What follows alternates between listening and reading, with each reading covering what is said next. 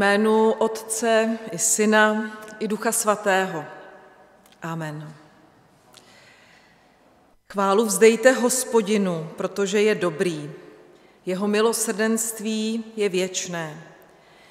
Tak ať řeknou ti, kdo byli Hospodinem vykoupeni. Žíznili a hladověli, byli v duši skleslí. A když ve svém soužení úpěli k Hospodinu, vytrhli je z tísně. Ti ať vzdají Hospodinu chválu za milosrdenství a za divy, jež pro lidi koná. Milé sestry, milí bratři, milé děti, to byla slova žalmu 107., kterým jsme otevřeli dnešní bohoslužby. Dnes je 15. neděle po Trojici, já vás při těchto bohoslužbách všechny vítám a zdravím vás apoštolským pozdravem, milost vám a pokoj od Boha Otce našeho i Pána Ježíše Krista. Zpívejme společně píseň číslo 632, je to píseň Zlatá, když sluneční záře se objeví.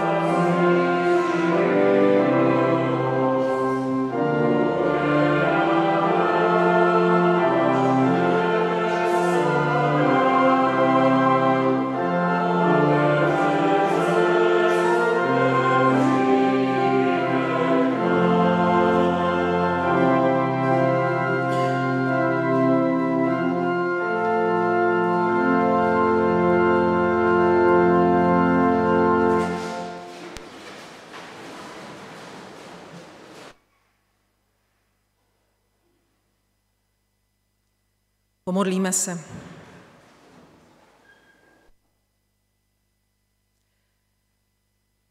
Pane náš, přijímáme tento den z tvých rukou jako novou nabídku. Díváme se na svět kolem sebe a děkujeme. Děkujeme ti za uplynulé dny, za úkoly, které jsi před nás postavil. Děkujeme za různá setkání s lidmi, za sdílení radosti s radujícími i smutku s těmi, kdo pláčou. Pane Bože, prosíme tě, abychom se dokázali stišit. Před tebou se smíme vidět tak, jak k tomu sami nemíváme odvahu.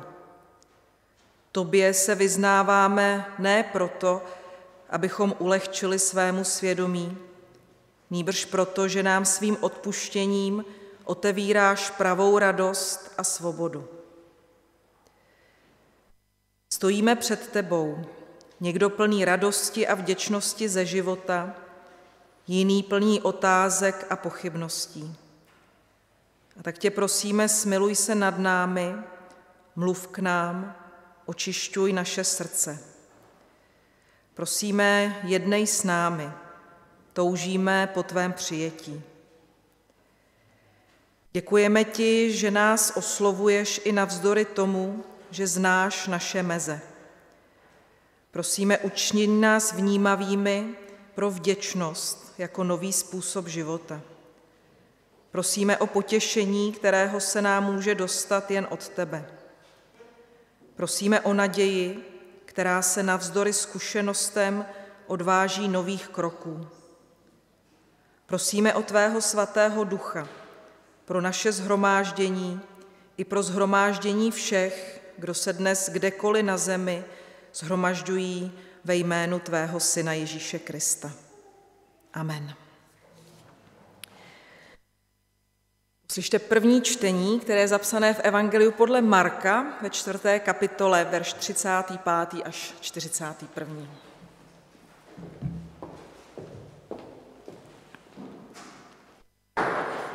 Téhož dne večer jim řekl: přeplavme se na druhou stranu. Opustili zástup a odvezli ho lodí, na které byl. A jiné lodi ho doprovázely. Tu se strhla velká bouře s vichřicí a vlny se valily na loď, že už byla skoro plná. On však na zádi lodi na podušce spal. Učedníci ho probudí a řeknou mu: Mistře, tobě je jedno, že zahyneme? Tu vstal, pohrozil větru a řekl moři: zmlkni, utiš se. I ustal vítr a bylo veliké ticho. Ježíš jim řekl: proč jste tak ustrašení, ještě nemáte víru? Zmocnila se jich veliká bázeň a říkali jeden druhému: kdo to jen je, že ho poslouchá i vítr, i moře. To byla slova prvního čtení. Tak, já se dívám, jsou-li tady nějaké děti, co vyšly do nedělky. Tamhle vidím Aničku. Aničko, půjdeš pro klíč? Tak nevadí, ale slyším dusot z vrchu.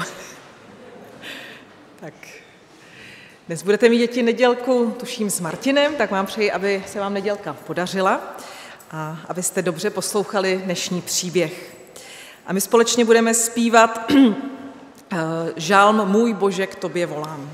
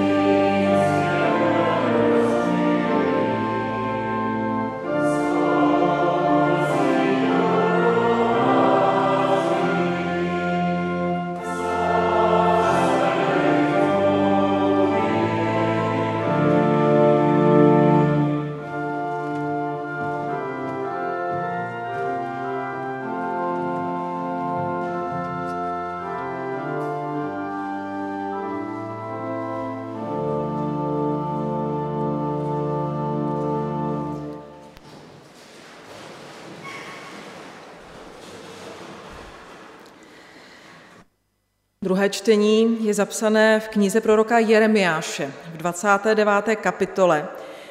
Od verše 1. až 11. přečtu výběr veršů, nebudu to číst úplně celé. Toto jsou slova dopisu, který poslal prorok Jeremiáš z Jeruzaléma přesídlencům, zbytku starších, kněžím, prorokům a všemu lidu, které přestěhoval Nabukadnezar z Jeruzaléma do Babylonu.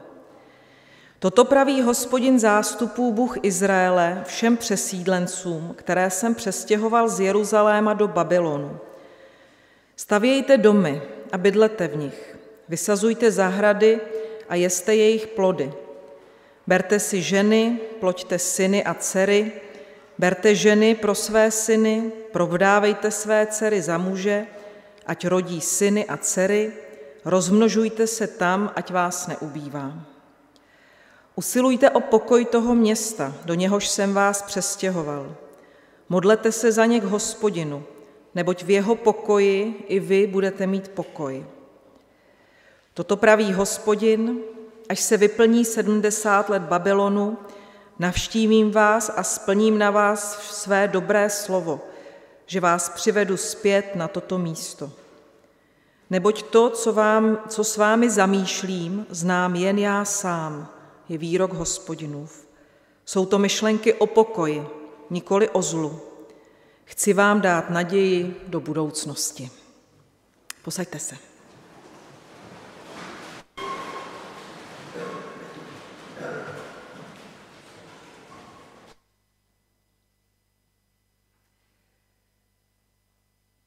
Zase jednou jsem dostala odvahu udělat si pořádek ve věcech v mém dětském pokoji na Vysočině a otevřela jsem tam krabici se starými dopisy. To jsou dopisy z dob, kdy ještě nebyl internet ani mobily. A tak jsem pročítala dopisy od kamarádek, od své první lásky, ale taky od mých rodičů a prarodičů, kteří mi tenkrát psali do Paříže, kam jsem v 18 letech odešla jako chůva. Bylo mi tam tenkrát smutno, i když jsem odešla dobrovolně a konečně jsem v 18 vypadla z domu. Ale na každý ten dopis, který mi od rodičů a kamarádů přicházel, jsem se strašně těšila. Díky těm dopisům jsem věděla, jak se kdo má, co se doma děje. Vždycky mě ujišťovali, že mě drží palce, přáli mi, aby už mě neštval ten divný soused. A taky mi psali, že se moc těší, až se vrátím. Ty jejich dopisy mi pomáhaly překonat moje chvíle, kdy jsem se cítila ve Francii nějak odcizeně. Bible je mimo jiné taky sbírkou různých dopisů. A ty dopisy byly psané lidem do různých situací. Některé ty dopisy jsou staré 2 až 3 tisíce let. Jeden takhle starý dopis dneska spolu čteme. Je to dopis proroka Jeremiáše lidem ve vyhnanství. Co se stalo? V roce 597 před naším letopočtem dobyl babylonský král Nabukadnezar Jeruzalém. Město i chrám byly zničené. A Nabukadnezar po dobytí města odvedl celou královskou rodinu, všechny vyšší vrstvy, vzdělance, řemeslníky i odborníky. Všechny je odvlekl do Babylonu. Měl to výborně vymyšlené, protože bez politiků, intelektuálů, bez pracovní síly se Jeruzalém a stát jen tak rychle nevzpamatují, nevystaví nové město a taky, pro něj to je dobré, nevytvoří žádnou ohrožující sílu pro Babylon. A navíc se mu ty přistěhovalci v Babylonu hodí pro jeho záměry, pro rozvoj země. Izraelci jsou ve vyhnanství, prožili hrozné věci, prožili nájezd vojsk, vystěhování, zničení domů. Jsou traumatizovaní a bezmocní. Touží být doma, ale nemají vůbec žádnou perspektivu. Mohou jen naříkat nad svým údělem a trochu doufat, že se brzy vrátí. Když to čtu, tak myslím na všechny, kteří kdy v dějinách, ale i dneska museli nedobrovolně odejít ze země kvůli válce. A myslím taky na všechny, kteří jsou z nějakého důvodu traumatizovaní, cítí se odcizeně, i když třeba jsou zrovna doma na svém gauči. Myslím na všechny, kterým do života zasáhla nějaká zlá událost a věci už nejsou tak, jak byly dřív. Nemoc, rozvod, vyhození z práce, dluhy, smrt blízkého. Člověk je v takových chvílích otřesen, vzpomíná na dny, kdy bylo dobře a přeje si, aby to tak zase bylo, jako by to šlo vrátit. A tak se aspoň upíná dopředu, že už zase bude brzy dobře. Hlavně brzy. Brzy už bude dobře. Brzy se uzdravíš. Brzy si najdeš nového partnera. Brzy seženeš novou práci. Brzy ti už nebude smutno. Brzy se vrátíte do Jeruzaléma domů. Brzy to nebude, píše ve svém dopisu vyhnancům Jeremiáš. On odvlečen nebyl, Jeremiáš zůstal s pár dalšími v Jeruzalémě a ten dopis píše nepíše svoje myšlenky a svoje úvahy, vyřizuje Boží slovo. A to první, co říká, je, že brzy to nebude. Návrat domů nebude brzy. Ve vyhnanství budete 70 let, to jsou 3 generace. Vrátí se až vaše vnoučata, ale vy, co tam jste teď přišli, tak se nevrátíte. Ano, přesně tohle Jeremiáš říká. Jakoby říkal, krize neskončí brzy, bude dlouhá. Nemoc neskončí brzy, povleče se a může se vracet. Nový vztah nenavážeš za týden, za měsíc, asi ani za rok. Práci ve svém věku to už nenajdeš. Smutek po blízkém neodezní brzy. Přijmi svou skutečnost takovou, jaká je. Drsná slova. Vůbec je nemám ráda. Vždycky se vzpírám, když je jimi někdo někoho uzemňuje, nedej Bože mě. Přijmout realitu vyhnanců, jen si to představme. Přijmout, že věci jsou a budou jinak, než jsem dosud byla zvyklá a než si přeju. Opustit myšlenky na domov, na rozdělanou práci, na své sny, opustit představy o dobrém životě, opustit myšlenky na návrat. Přijde mi to jako nelidský úkol a asi by se mi chtělo ten dopis hned roztrhat. Čtu dál. Stavějte domy a bydlete v nich. Vysazujte zahrady a jeste jejich plody. Berte si ženy, ploďte syny a dcery. Berte ženy pro své syny, provdávejte své dcery za muže, ať rodí syny a dcery, rozmnožujte se tam, ať vás neubývá. Hospodin skrze Jeremiáše lidi zve, aby se v Babyloně zabydleli. Aby si domov udělali tam, aby postavili domy, vysadili kolem nich stromy, sklízeli z nich ovoce, aby se vdávali a ženili a měli děti a ty jejich děti měly další děti, protože život musí jít dál. Pán Bůh chce, aby život šel dál i po krizi. A tak jim říká, přijměte tu realitu, jaká je, a v ní si zkuste žít svůj všední život. Ono v určitou chvíli je nutné přestat snít o návratu do starých časů, o návratu do minulosti.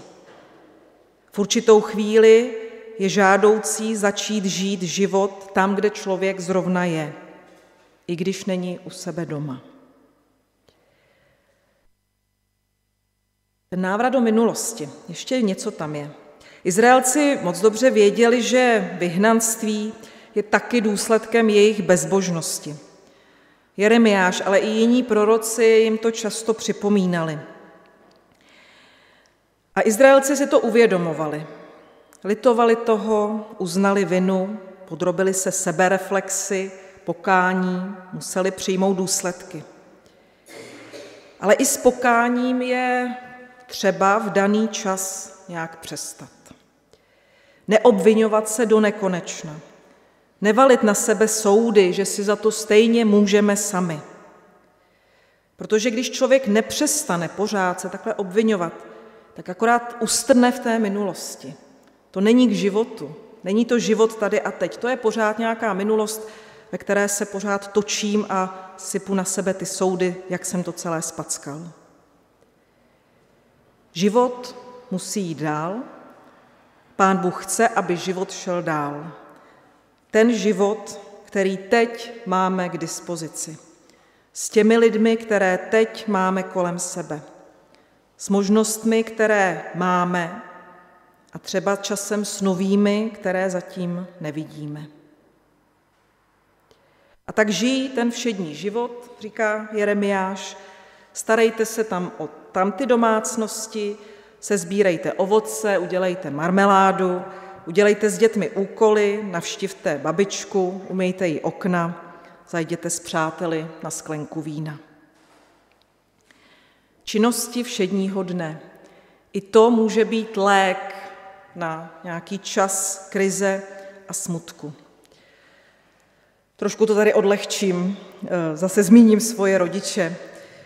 Když jsem vždycky mívala nějakou debku a splín, a teď jsem řešila takové ty věci, co se vlastně vůbec vyřešit nedají, jenom jsem tak litovala, jak mi hrozně je, tak mi naši řekli, prosím tě, tak si vem hrábky a běž pohrabat zahradu, ono tě to přejde. Já vím, že je to velice zjednodušující, ale často si na to vzpomenu, něco na tom je. Vrátit se k všedním praktickým věcem života a obstarávání. I to člověka uzdravuje a léčí. Pokračuju v četbě Jeremiášova dopisu. Usilujte o pokoj toho města, do něhož jsem vás přestěhoval. Modlete se za ně k Hospodinu, neboť v jeho pokoji i vy budete mít pokoj.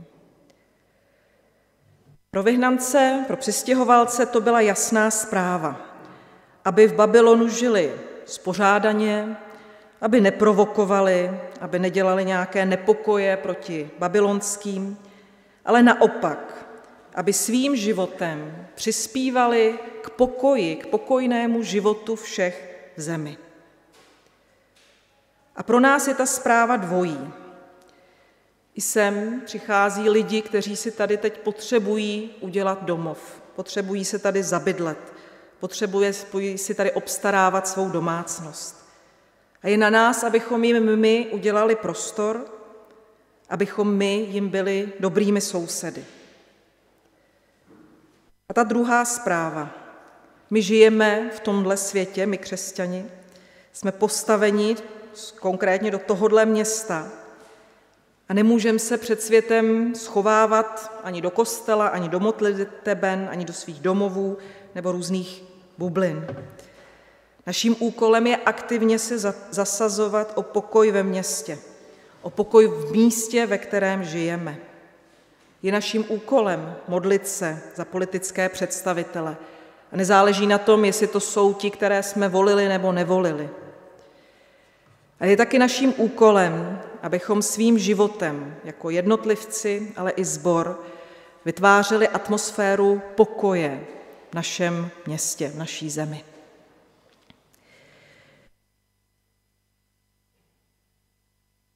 V jeho pokoji, v Hospodinově pokoji, i vy budete mít pokoj. Mezi řádky tady Jeremiáš přesídlencům říká asi to nejdůležitější, co v tom dopise je. A sice Bůh v tom Babylonu je s vámi. Nám to dneska přijde jako celkem užívaná posila ve víře. Říkáme lidem v různých situacích, Pán Bůh je s tebou, ať si kdekoliv. Ale lidi tenkrát byli přesvědčeni, že Pána Boha lze nalézt pouze v Jeruzalémě a pouze v chrámě. Jinde Pán Bůh není. A tak Jeremiáš jim posílá v tom dopise vlastně revoluční poselství, zvěst. Bůh může být i mimo chrám, Bůh může být i ve vyhnanství v Babylonu, a to znamená i v jiné části světa. Bůh je s vámi i v situacích, do kterých jste se dostali svými chybami, i tam za vámi jde. S Boží blízkostí se takhle dá žít život celkem smysluplně i ve vyhnanství. Závěr dopisu. Boží slovo. Navštívím vás a splním na vás své dobré slovo, že vás přivedu zpět na toto místo.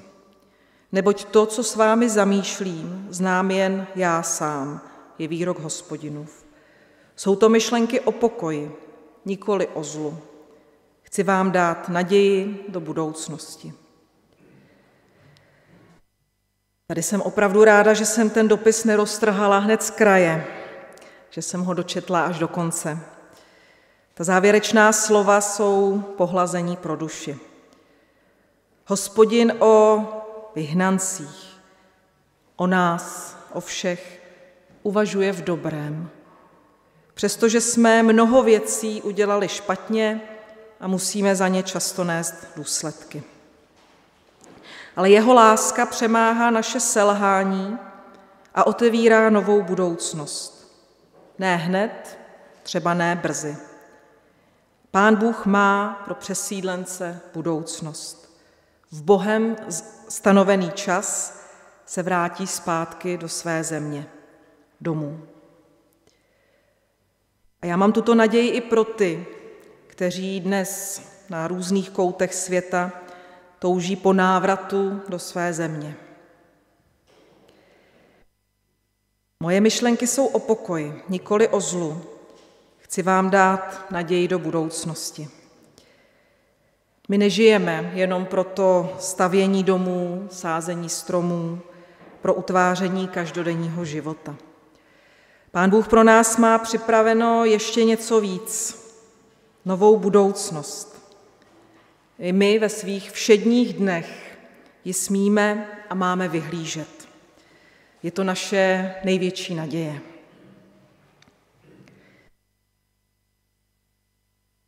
Pane, děkujeme, že jdeš za námi i do našich bolestí, do našich samot, tehdy, když se cítíme odcizeni. Děkujeme, že nás neopouštíš, i když si mnohdy kazíme život. Prosíme, pomoz nám žít všední život, posiluj naše vztahy, naplňuj naše srdce i místa, kde žijeme svým pokojem. A prosíme, posiluj naši naději ve tvou dobrou budoucnost. Amen. Zpívejme píseň Jen Bohu patří zem, je to číslo 751.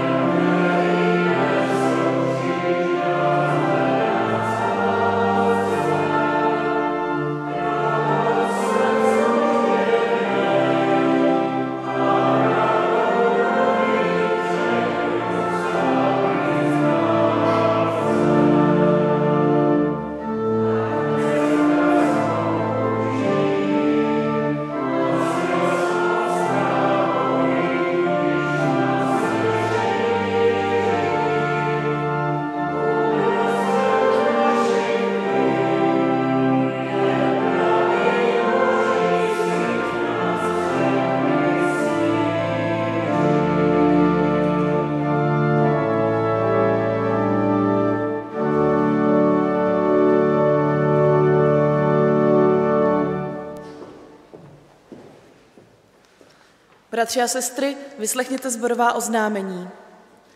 Děkujeme všem, kdo se podíleli na přípravě dnešních bohoslužeb. Děkujeme manželům Kweisnerovým a Báře Kučerové za organizaci výletu do Ležáků, který se uskutečnil minulou sobotu. Ve středu 13. září se sešlo staršovstvo ke své první schůzi po prázdninách. Nejdůležitější projednávané záležitosti byly tyto. Staršovstvo vzalo na vědomí a souhlasí s žádostí o křest Nely Petrilákové. Bohoslužby budou ekumenické ve spolupráci s kazatelem Církve bratrské.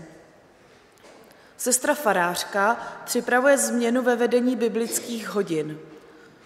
Vedle klasických biblických bude 1krát měsíčně večer s filmem a následnou diskuzí.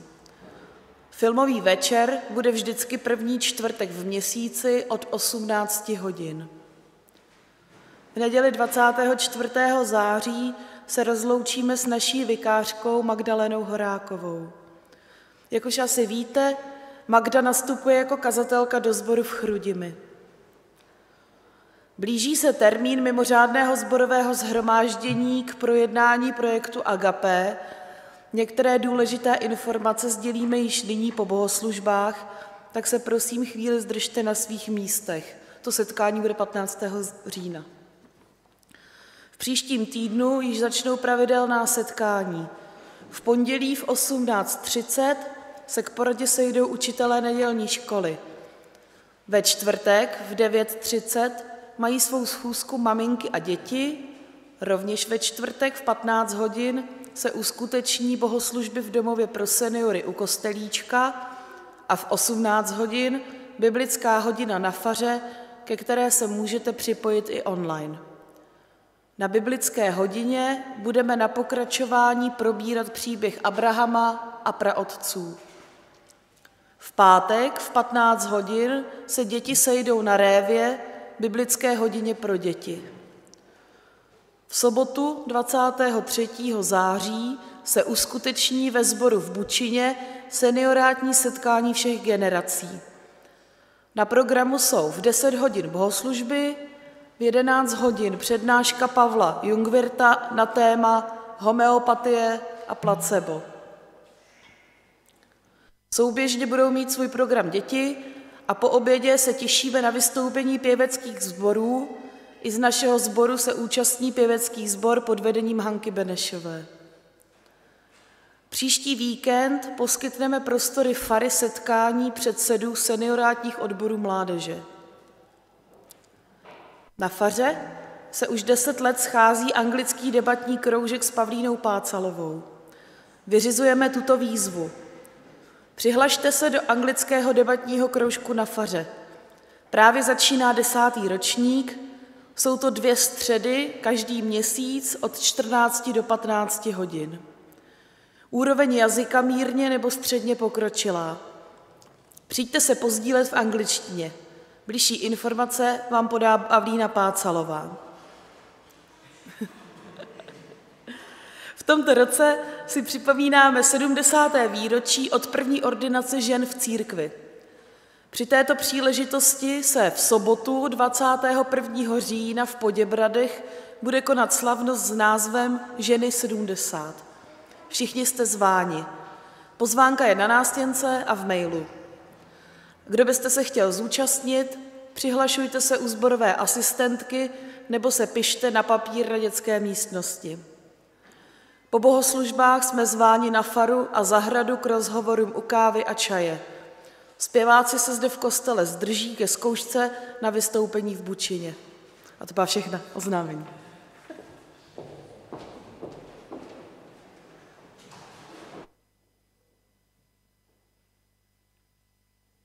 Soustřeďme se nyní na přímluvné modlitby, prosím, povstaňte.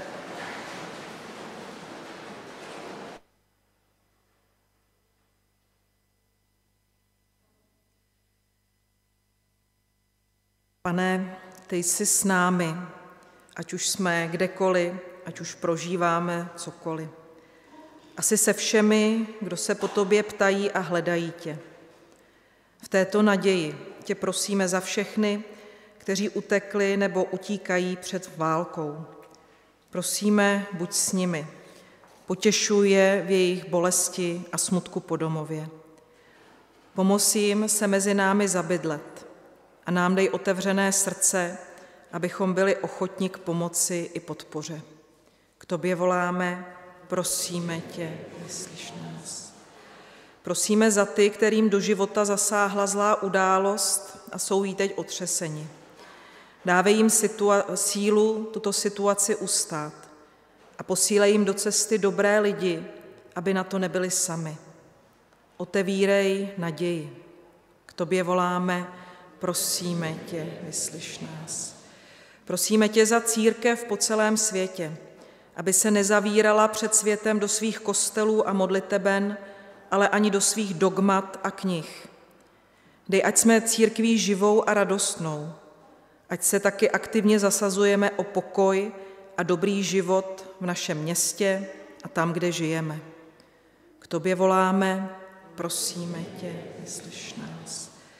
Prosíme tě za ty, kterým je svěřena politická moc. Dávej jim rozumnost, pokoru i dobrou vůli. K tobě voláme, prosíme tě, vyslyš nás. Prosíme za celé tvé stvoření, za jehož stav neseme odpovědnost. Přiměj nás k větší ohleduplnosti, udržitelnosti i střídmosti. K tobě voláme, prosíme tě, vyslyš nás. A všichni společně k tobě, našemu nebeskému Otci, voláme, jak nás naučil Pán Ježíš. Otče náš, který jsi v nebesích, posvěť si jméno tvé, přijď království tvé, buď vůle tvá, jako v nebi, tak i na zemi.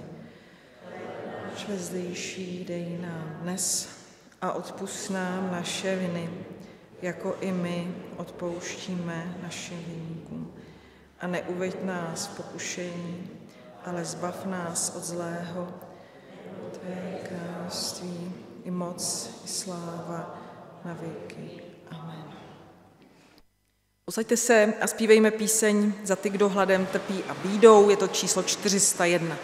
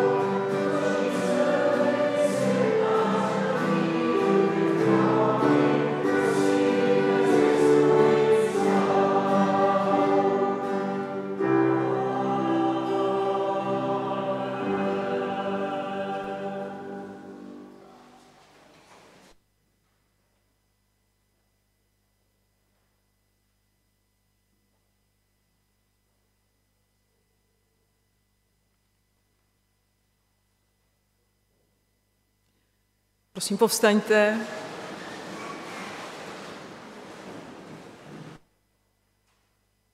Poslyšte slova na cestu z epištoly Římanům. Radujte se s radujícími, plačte s plačícími. Mějte porozumění jeden pro druhého. Nikomu neodplácejte zlým za zlé. Vůči všem mějte na mysli jen dobré. Je-li možno, pokud to záleží na vás, žijte se všemi v pokoji. A přijměte požehnání. Ať Hospodin ti žehná a chrání tě. Ať Hospodin rozjasní nad tebou svou tvář a je ti milostiv. Ať Hospodin obrátí k tobě svou tvář a obdaří tě pokojem. Amen. Na závěr zpívejme píseň Z tvé ruky, Pane můj.